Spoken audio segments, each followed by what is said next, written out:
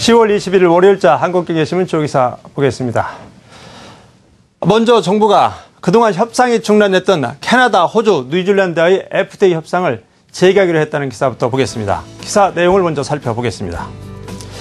정부가 캐나다, 호주, 뉴질랜드와의 FTA 협상을 재개한다. 이들 나라와 협상을 중단한 지 4 내지 6년 만에 처음으로 내년 초에 다시 시작을 한다 그런 얘기입니다. 산업통상자부 고위 장례자는 20일 캐나다, 호주, 뉴질랜드와 중단한 양자 간 FTA 협상을 재개하는 방침을 최근 국회에 전달했다. 이렇게 발표를 했다. 이런 기사입니다. 그동안 사실 우리나라는 캐나다, 호주, 뉴질랜드와의 FTA 협상을 한 적이 있는데 중단됐습니다. 농수산물 추가 개방 문제, 투자자 국가 소송 문제, 우리가 ISD라고 하는 건데 이 두 가지 이견 때문에 협상을 중단했는데 내년부터 다시 협상을 재개하겠다는 얘기입니다. 자, 재개를 하는 이유는 크게 두 가지입니다.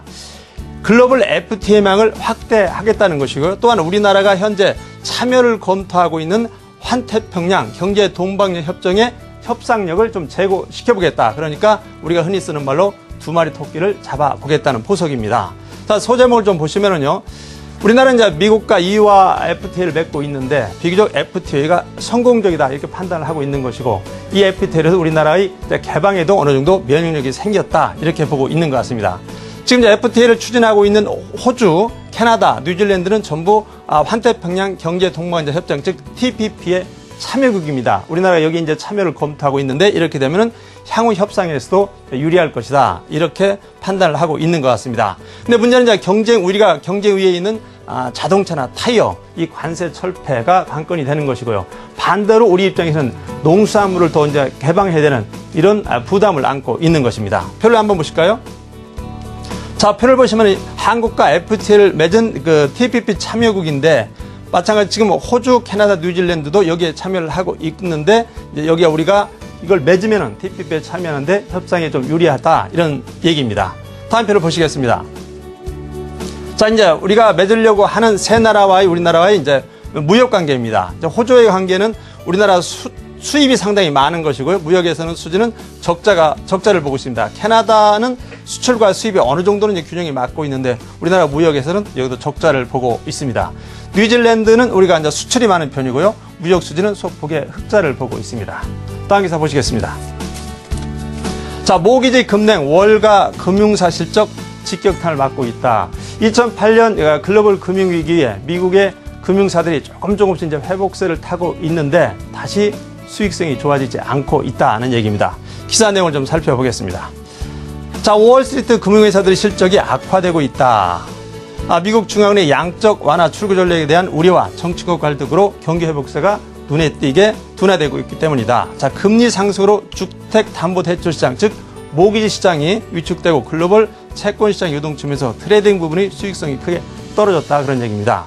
자, 표를 한번 보시면은요. 자, 이 제목부터 보시겠습니다. 자, 금리 상승 여파 증권사 순이익 3분기 순이익이 지난해 동기에 비해서 6.9% 급감했고요. 매출도 지난 동기에 비해서 4.8% 줄었습니다. 그러니까 채권 트레이딩도 줄었고 모건 스탠리만이 이제 매출은 상당히 늘었다 이런 얘기인데 가장 문제가 되고 있는 것은 모기지 시장입니다. 모기지 시장 같은 경우에는 미국의 양적 완화 축소로 인해서 금리 상승이 예상되기 때문에 이 금리 상승으로 모기지 시장도 상당히 얼어붙고 있는 것이 금융사 실적에는 상당히 부담을 주고 있는 것 같습니다.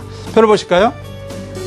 자, 표를 보시면은 미국 주요 은행 3분기 매출 증감률입니다. 그러니까 이 진하게 검은 글씨가 쓴 것은 지난 3분기에 비해서 매출이 얼만큼 늘었냐 줄었냐는 얘기인데 이 모건 스탠리 같은 경우에는 한 50% 올랐습니다. 눈에 띄는 수치인데요. 나머지 골드만삭스라든지 쭉 보면은 전부 매출이 지난해 줄었고요.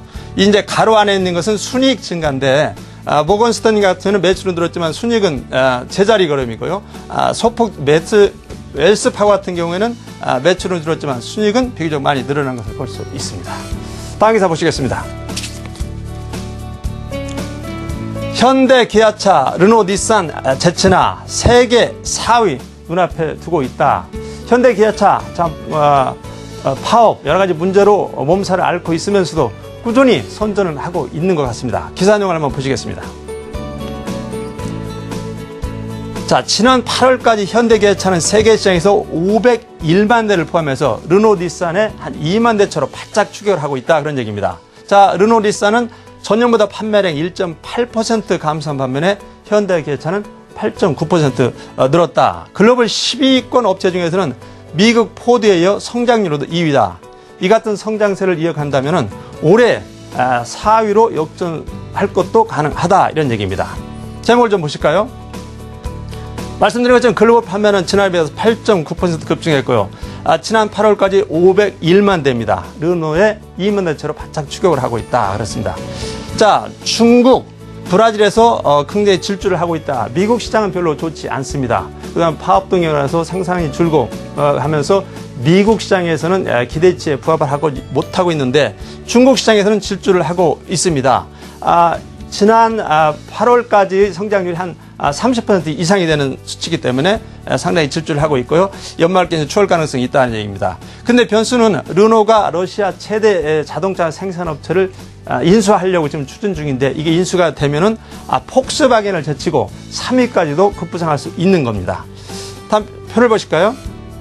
자, 표를 보시면은 글로벌 자동차 업체 8월 판매 실적입니다. 자, 1위 도요타, 2위 GM, 3위 폭스바겐, 4위 르노 닛산, 5위가 이제 현대 기아, 6위가 포드인데요. 보시면은 이 증감률은 포드가 13.3%로 높고 현대 기아차도 8.9%로 상당히 높은 것을 볼 수 있습니다. 도요타인지 르노 닛산은 매출이 오히려 이제 줄은 거 볼 수 있습니다. 다음 기사 보시겠습니다. 자, 증권기사입니다. 이제 다시 실적이다 그랬습니다. 실적이 아닌 증시는 없었지만 이번은 특히 실적이라는 얘기인데 기사 내용을 잠깐 보겠습니다. 자, 이번 주부터 증시시장에서 본격적인 실적 장세가 펼칠 전망이다. 지난주 미국이 예산안과 국가 부채 한도 증액의 협상에 합의를 했고 중국이 3분기 경제 성장률 예상대로 7.8%로 발표됨에 따라 시장의 관심은 이제 개별 종목으로 옮겨갈 가능성이 커졌다. 그런 얘기입니다. 이제 좀 있으면 이제 3분기 실적 어닝 시즌입니다.